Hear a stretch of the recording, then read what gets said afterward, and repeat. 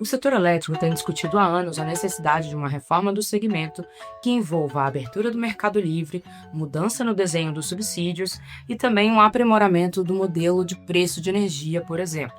Com o passar do tempo, novidades começaram a ganhar relevância no setor e passaram a entrar na equação, como a micro e mini geração distribuída, além da possibilidade de armazenamento de energia com baterias. E também trouxeram uma dúvida: quem vai pagar por essas mudanças? Ao mesmo tempo em que todas essas alterações podem trazer ganhos importantes, como mais flexibilidade e novas formas de atender à demanda do setor elétrico, também passaram a exigir mais tecnologia, o uso de dados e um processo de digitalização do Operador Nacional do Sistema Elétrico, o ONS. Hoje, conversamos com a diretora de Assuntos Corporativos do ONS, Elisa Bastos, e vamos falar um pouco sobre todos esses assuntos. Esse é o Jaule, podcast do Jota, em parceria com o INTE, o Instituto Brasileiro de Transição Energética. Eu sou Larissa Fafá, analista de energia do Jota. Bom, diretora Elisa Bastos, seja muito bem-vinda a participar conosco do Jaule. Aqui a gente vai bater um pouco de papo sobre o setor elétrico e seus derivados situações, suas derivadas situações, seus derivados problemas e cenários para a gente poder bater um papo. Para quem não entende muito, o ONS ele é o Operador Nacional do Sistema Elétrico, que é uma entidade privada, sem fins lucrativos, fiscalizada pela ANEEL, mas que às vezes tem um objetivo quase que de política pública ali, né, de aumentar a confiança em operação do sistema, contribuir para também do sistema elétrico. Diretora, só explica para a gente, para deixar todo mundo a par, né? O que exatamente faz a diretoria que a senhora ocupa dentro do ONS? Bom, obrigada pelo convite de participar desse podcast aqui no Jaule. Acho que quando todo mundo fala aí de ONS, né, as pessoas já pensam aí, né, nas áreas técnicas, nos despachos de usina, intercâmbio de energia, análise de confiabilidade de rede, controle de frequência, né?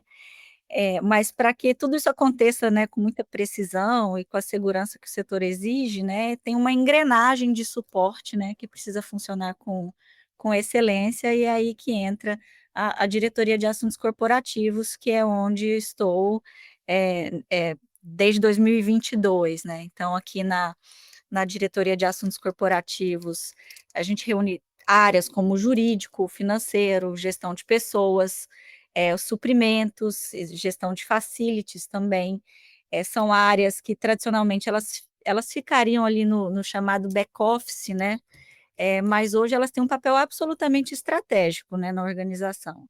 E o nosso desafio é garantir que essas áreas elas não sejam apenas operacionais, né, mas que agreguem inteligência, que contribuam aí com uma tomada de decisão e que estejam totalmente, conectadas aí na missão do operador. E para isso eu vou até tentar te trazer alguns exemplos aqui, a área de gestão de pessoas, por exemplo, a gente cuida só aqui de folha de pagamento, né, a gente lidera temas importantes como cultura organizacional, desenvolvimento de liderança, algo que é super relevante, que é a atração e retenção de talentos, saúde emocional, diversidade. No jurídico, né, a gente vai além daquela função de defesa tradicional, né, a gente tenta fazer uma atuação preventiva, apoia nas decisões regulatórias, né, participa em interlocução com N agentes, né, e traz aí toda uma segurança, para as decisões que são estratégicas para a organização. A área financeira, Fafá, ela tem uma responsabilidade enorme. Eu não sei se todo mundo sabe, né, mas os recursos que sustentam o ONS, eles são majoritariamente de tarifa pública, né, ou seja, quem paga é o consumidor de energia. Por isso que o orçamento ele precisa ser administrado com muita transparência, responsabilidade, zelo, né, para a gente gerir esse recurso que é coletivo, né, e que tem que gerar valor para a sociedade, né. Na área de suprimentos, a gente enfrenta hoje um desafio muito crescente, né, especialmente quando a gente fala de transformação digital do setor, essa alta demanda que a gente tem por tecnologia, né, e o ONS ele precisa atender, tudo isso para cumprir essa missão. Então, contratar sistemas sofisticados, lidar com esses processos complexos de inovação, garantir compliance, né, agilidade, e tudo isso exige aí uma atuação cada vez mais especializada, mais estratégica e conectada com os objetivos que a gente tem tanto de médio quanto de longo prazo. Então, a minha missão aqui como diretora é justamente essa, é garantir, né, que esses pilares, corporativos, eles sejam de fato estratégicos, né, para sustentar todas as entregas do operador. E desde que eu assumi aqui a diretoria, a gente vem trabalhando para transformar essas áreas de suporte em pilares estratégicos do ONS. Porque no final, eu sempre digo, né, a operação ela só funciona porque existe uma retaguarda sólida, né, técnica, ética, comprometida com o propósito da organização, e para mim é um orgulho muito grande liderar toda essa frente e tentar mostrar que gestão também é uma infraestrutura crítica, né, para o setor. Eu ia até brincar que a gente, por exemplo, que é da imprensa especializada, realmente, a gente só olha a parte que mais técnica lá na ponta do que está acontecendo, e a gente realmente, às vezes, não pensa que para dentro precisa ter um mundo funcionando e, claro, funcionando bem, né? Quanto melhor, com certeza, melhor também as entregas para isso correr direitinho. Ah, com certeza. Mas, diretora, puxando aqui, começando a puxar um fio aqui que a gente vai de um novelo muito grande. Bom, a senhora também foi diretora da ANEEL, né, antes de chegar na diretoria do ONS, e também trabalhou no Ministério de Minas e Energia na parte de assessoria econômica. É, então, tem aí uma experiência no setor que eu acho que te coloca num lugar muito privilegiado para poder também contribuir aqui com opiniões, debates, sobre o que a gente tem passado por agora, nesse setor tão complexo e tão dinâmico que é o setor elétrico, né? Então, para começar, assim, se a gente para pensar, uma das principais novidades dos últimos anos, eu digo novidade porque, assim, ele já existe há um tempo, mas que aumentou muito, é a questão da geração distribuída. Bom, a geração distribuída é a energia que é gerada no local de seu consumo ou próximo a ele. Afinal, esse é um dos fatores que proporciona a redução dos custos da sua fatura e os impactos ambientais presentes na geração centralizada. Sem contar que essa geração pode ocorrer através de diversas fontes de energia sustentáveis, seja ela solar, biogás, eólica e até provenientes de pequenas usinas hidrelétricas. E isso tem gerado debates sobre como que a gente vai alocar recursos dentro da questão da rede elétrica, isso gera debate lá na ponta também com a distribuidora. Como que a senhora está vendo esse desafio, não só para o setor, mas também para o ONS, no caso, né, para a atuação do ONS aí? Bom, Fafá, essa inserção, né, dos recursos energéticos distribuídos, né, a gente vê muita fotovoltaica, né, mas MMGD como um todo e todos os recursos energéticos distribuídos, é um movimento, acho que um dos mais transformadores dos últimos tempos, né, e ao mesmo tempo ele é extremamente desafiador, né, é desafiador para o setor elétrico brasileiro, mas também para o mundo, né, aquele modelo tradicional, baseado ali em grandes usinas, longas linhas de transmissão, ele está sendo aí progressivamente complementado por essa lógica descentralizada, digitalizada, dinâmica, né, em que essas milhares de pequenas unidades, elas injetam energia aí diretamente nas redes. Para o ONS, esse cenário traz desafios importantes, né, tanto do ponto de vista de controle e previsibilidade, né.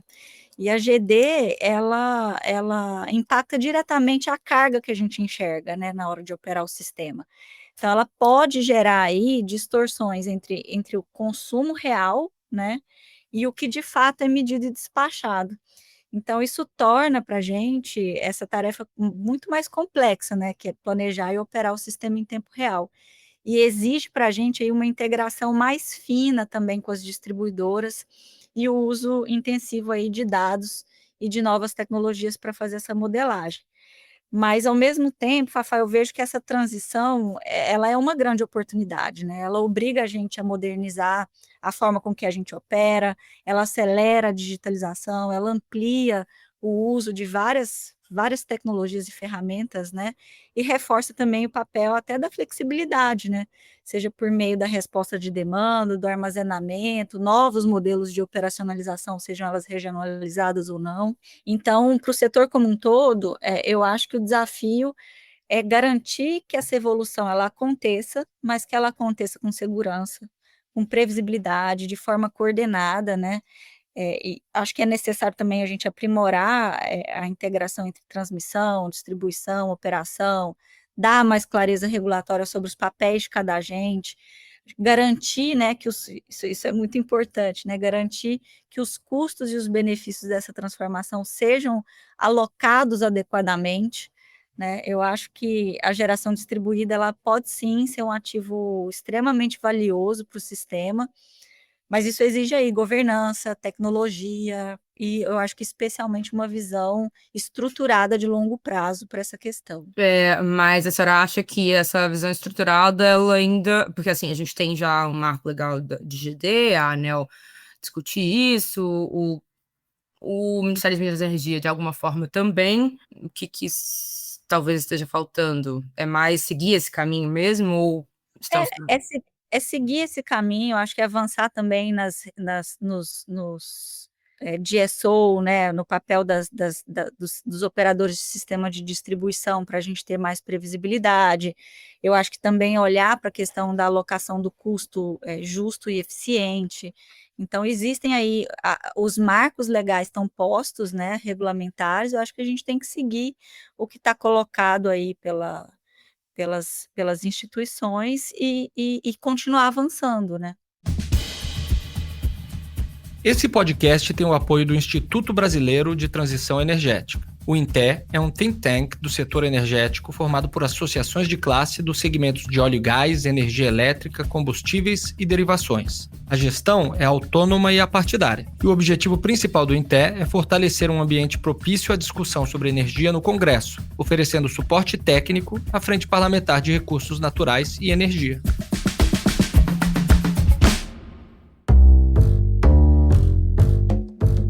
Outro assunto que a gente está, talvez agora começando a falar de forma mais incisiva recentemente, é a questão do armazenamento, né? Mas principalmente ali a gente debate muito hoje baterias, né? A gente está falando ali de talvez o primeiro leilão específico para baterias. O primeiro leilão para agregar baterias e sistemas de armazenamento ao setor elétrico ficou para o segundo semestre do ano. Na consulta pública que ocorreu, foi aberta no ano passado, nós recebemos muitas contribuições e aí pelo ineditismo, obviamente, a gente tem um dever de casa grande, né? Tem um trabalho que está sendo feito já há bastante tempo de digerir todas essas contribuições e buscar um desenho. Em paralelo, tem um diálogo com a própria ANEEL, que está num processo de avanço da regulação dessas soluções de armazenamento no sistema elétrico. Então é um trabalho natural de sedimentar todas essas contribuições enfim, para que a gente tenha aí um leilão bem sucedido. Mas é um tema que tem ganhado força, né? Não só no Brasil, mas no mundo inteiro. Esse é o grande desafio, principalmente quando a gente está falando sobre energias renováveis mais intermitentes. Então, como que a senhora acha que o Brasil deve abordar esse tema, né? Quais são os ganhos possíveis para o armazenamento, mas também quais são os desafios? E talvez uma pergunta até um pouco complicada, de quem que no final das contas vai pagar isso, né? Eu acho que o armazenamento de energia, acho que é de fato uma peça-chave, né? Quando a gente fala de transição energética, e aí não é só no Brasil, né? Acho que no mundo inteiro, né? Ele atua, sem sombra de dúvidas, como um vetor de flexibilidade, de segurança, eficiência, ajuda a lidar aí com uma variabilidade dessas fontes renováveis. Tem N benefícios, né? Evita desperdício, otimiza o uso da rede. E aí, isso seja por meio de baterias, usinas hidrelétricas reversíveis ou qualquer outra solução, eu acho que o armazenamento está deixando de ser apenas uma promessa tecnológica e passando de fato a ocupar um lugar concreto aí no planejamento e na operação dos sistemas, né? Até mesmo com o leilão aí que está por vir.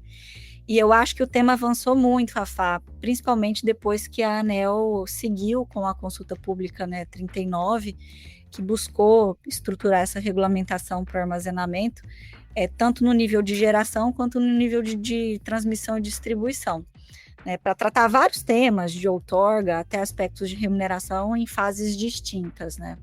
Do ponto de vista do ONS, eu acho que o armazenamento, sem sombra de dúvidas, representa um recurso valioso, né, para a gente aumentar a controlabilidade que a gente precisa, a suportabilidade do sistema. Isso tudo porque a gente está falando que tem que ser integrado, né, de forma inteligente, tem que ser de forma coordenada. E em contexto de geração solar e eólica, como a gente estava falando há pouco, né, como vem crescendo de forma vertiginosa, eu acho que o armazenamento ela pode atuar sim também como um elemento de resposta rápida, né, ajudando aí a gerenciar a rampa, suavizar a oscilação, evitar a sobrecarga. Agora, o armazenamento traz todos esses benefícios, mas eu acredito que é importante lembrar que o armazenamento ela não é uma solução mágica, tampouco isolada, né? Acho que para funcionar bem, precisa ser inserido nesse ambiente regulatório que reconheça todos esses atributos, que precifique adequadamente esses serviços, né? Que garanta aí uma segurança jurídica para os investidores e, sem dúvida, discutir com clareza quem vai pagar por esses atributos, né? Porque o custo ele não pode simplesmente recair para os consumidores cativos, né? Eu acho que o Brasil tem que olhar para o armazenamento como um instrumento estratégico, né? Capaz de acelerar a transição energética que a gente vem falando, né? Com essa confiabilidade, com essa segurança que a gente deseja. E, de novo, isso exige uma regulação moderna, um mercado responsivo, um planejamento sistêmico, né? Aqui, pelo lado do ONS, a gente está preparado para continuar aí contribuindo com o conhecimento técnico que a gente tem, com dados operacionais e com propostas que possam ajudar aí esse potencial, né, do armazenamento se transformar em realidade. Bom demais. Agora, pegando esse gancho para falar sobre, né, o armazenamento, ele pode ser, com certeza, uma resposta interessante para a questão do crescimento das energias renováveis, principalmente aí, a gente está falando de eólica e solar, mas um outro assunto que a gente tem visto crescer um pouco nos debates, principalmente aqui em Brasília, é sobre data center e hidrogênio, né? Algumas pessoas chegam a apontar isso também como uma solução para essa questão de talvez de um excesso de energia, né, numa sobra de energia, de geração. O fato é que, pelo menos para data center e até mesmo hidrogênio, né, ainda falta uma parte de regulamentação, faltam determinadas regras mais claras, mas como que esse provável crescimento desse setor pode afetar o trabalho aí do ONS e de que forma que o ONS também pode se preparar para começar a receber esse tipo de grande demanda? Bom, o ONS opera o sistema que existe, né? Então, se o mercado de data center ele se configurar hidrogênio, se configurar, a gente vai operar com toda a segurança possível. O grande desafio, data centers são grandes, gigantescos consumidores de energia. Então, para que a gente possa criar um ambiente favorável para esses data centers, nós temos que rever ou encarar certas dificuldades do nosso sistema elétrico. Precisamos melhorar. Nós temos uma oferta de energia considerável, mas que nem sempre chega no consumidor final no data center. Nós precisamos melhorar.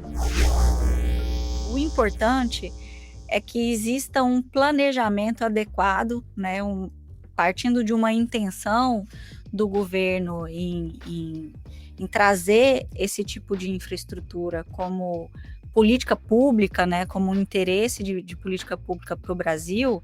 O planejamento tem que ser capaz de colocar isso aí dentro da sua matriz, né, e perseguir isso para que a gente consiga avançar. Uma vez entrando no sistema, Fafá, o ONS vai operar.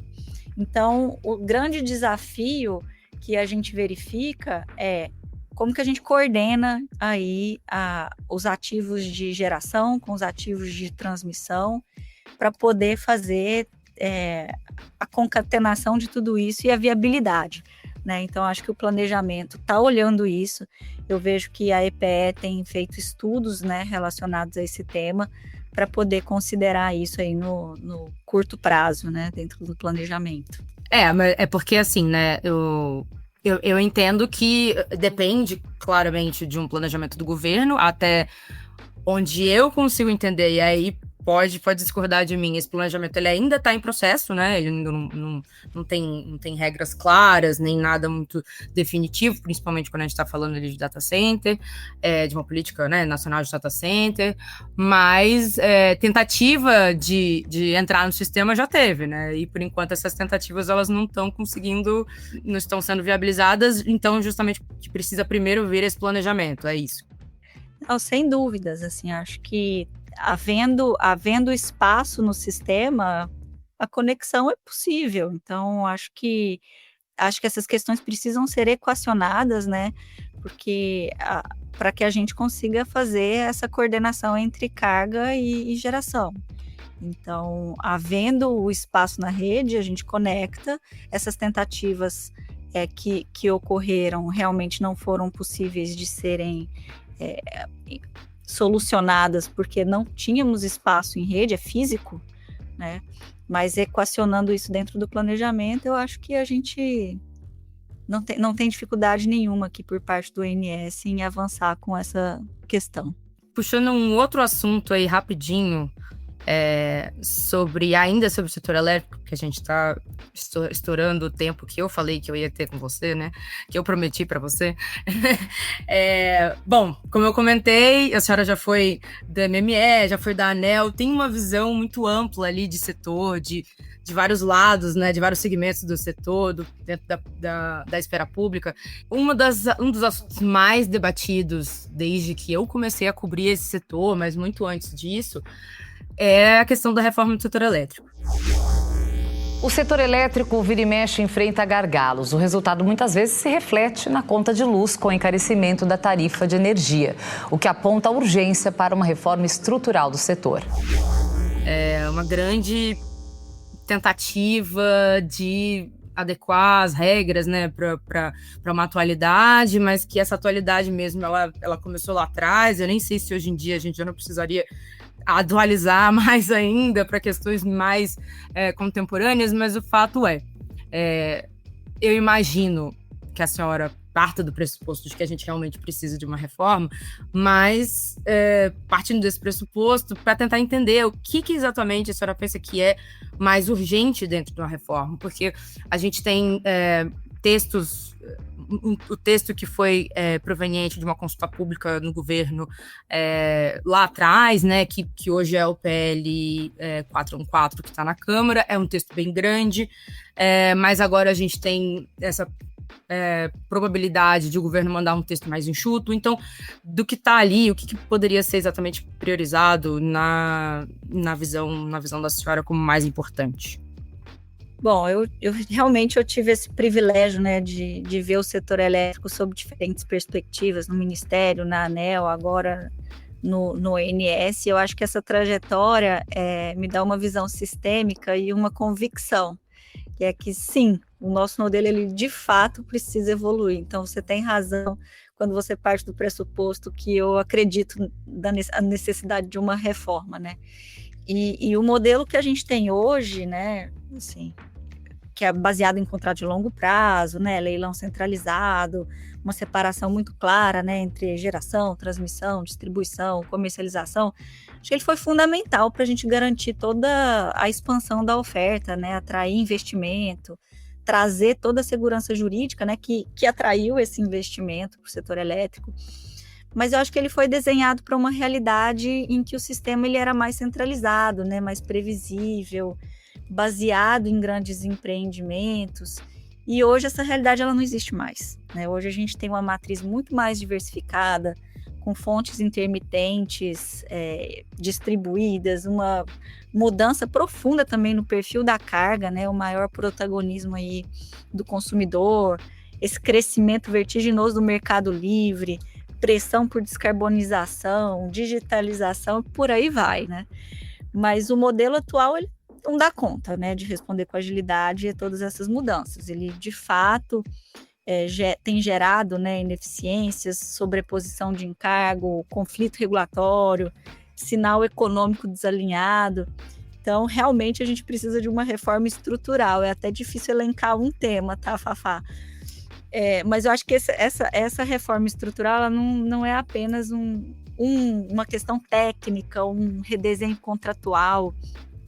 Eu acho que, antes de tudo, existe uma discussão, né, sobre qual visão de mundo que a gente quer para o nosso setor elétrico. Um modelo mais aberto, transparente, inteligente, centralizado com o consumidor, que reconheça aí o papel do armazenamento, da resposta da demanda, mercado varejista, enfim.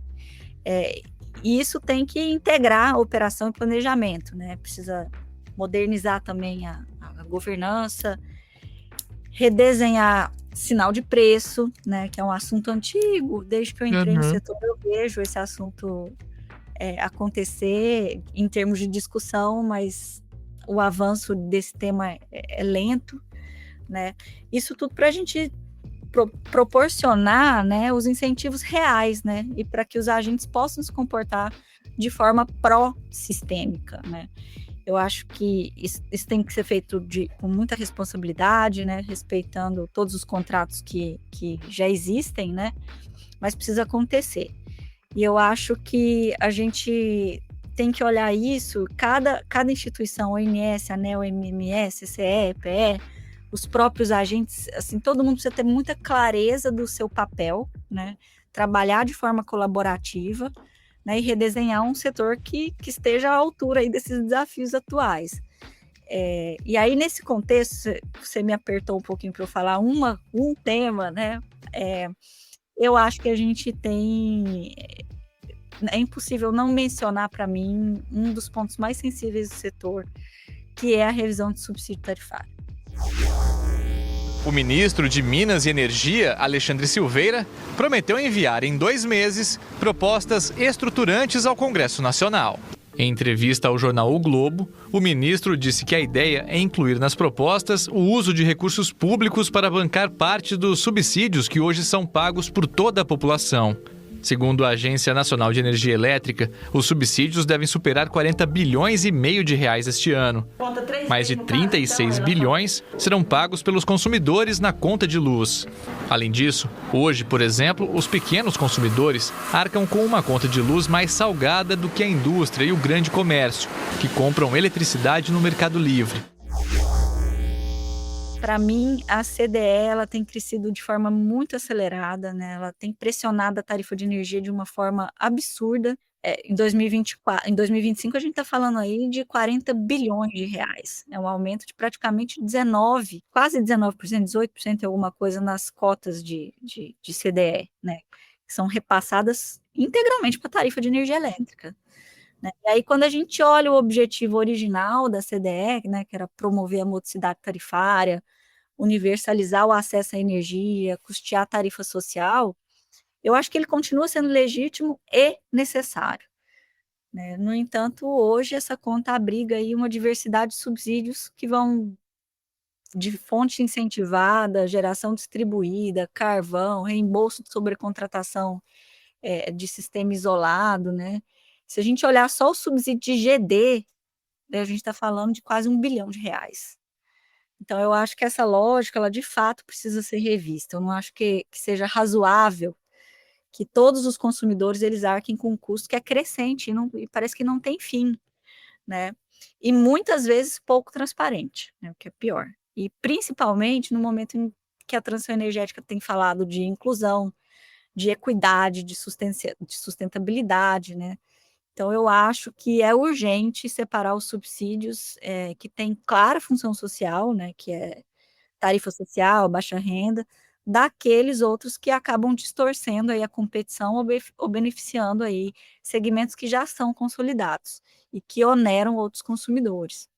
Então, eu acho que essa discussão precisa ser extremamente técnica, transparente, conectada também numa visão moderna de política pública, né, estimulando inovação, acesso, promovendo justiça tarifária.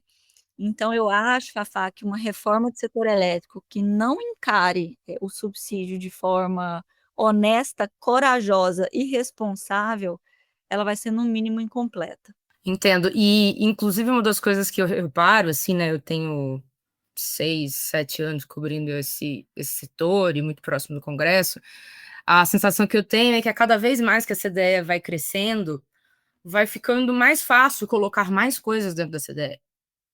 Porque se perde um pouco, talvez, o peso da coisa, assim, sabe? Porque antes a CDE ela era de 19, aí você podia falar, nossa, se eu for colocar mais isso aqui que custa 2, nossa, é relevante. Agora com a CDE está custando 40, esses dois meio que se perdem um pouco ali no meio, sabe? É o feeling, assim, que eu tenho, conversando um pouco com as pessoas e a gente vendo de perto o que tem acontecido, principalmente no legislativo. O peso é relativo, né? E é muito curioso, porque, assim, antes ela era custeada pelo Tesouro, né? Depois que foi para a conta de energia, a gente já parece que perdeu um pouco o controle. Então, a tarifa do consumidor é um saco sem fundo, né? Não pode ser. Eu acho que, de fato, a gente precisa racionalizar, e esse é um tema que me preocupa muito. Eu acho que a mensagem que se dá para o mercado ao racionalizar a CDE é muito importante, porque é um freio de arrumação, sabe? É colocar a economia em primeiro lugar, é olhar a eficiência de cada segmento, né? Então, quando você retira subsídios da conta daqueles que não precisam mais, né, a gente está falando, então, de tratamento em pé de igualdade. Então, eu acho que é um caminho importante para qualquer... Isso para que a abertura de mercado dê certo, para que venha o armazenamento de forma adequada, para que os DSOs consigam atuar, para que a gente tenha todos esses avanços, né, presentes no setor, passa por ter remuneração justa, alocação justa de recursos. Então, essa é um pouco minha percepção em relação à reforma. É tratar a base, né, para colocar as coisas no lugar e passar a mensagem adequada para os agentes e também para a sociedade, né? Muito bem, diretora Elisa Bastos, a gente com certeza vai continuar acompanhando todos os temas que a gente passou aqui, mas principalmente a reforma do setor elétrico, que é, né, o grande assunto, principalmente desse ano, e muito obrigada pela presença, e fica sempre aberto aí mais um convite para voltar mais tarde. Muito obrigada, eu que agradeço. Um abraço a todos.